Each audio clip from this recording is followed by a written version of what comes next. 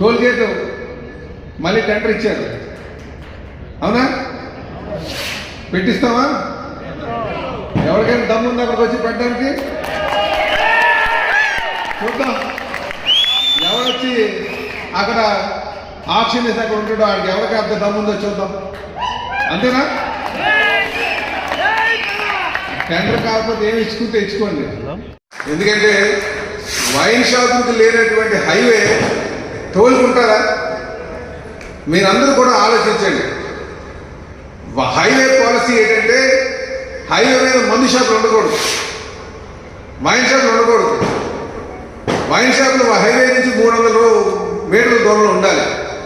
కానీ మనకి హైవే ఆనుకుని ఉన్నాయి కదా. నువ్వు ఒక దగ్గర వచ్చి హైవే కాదని చెప్పి టోల్ దగ్గరికి వచ్చేసరికి హైవే అంటే నేను ఊరుకుంటానా? మళ్ళీ కొత్త గ్రామం ఏంటంటే 1200 కోట్లు పెట్టి మేము అభివృద్ధి చేస్తాం.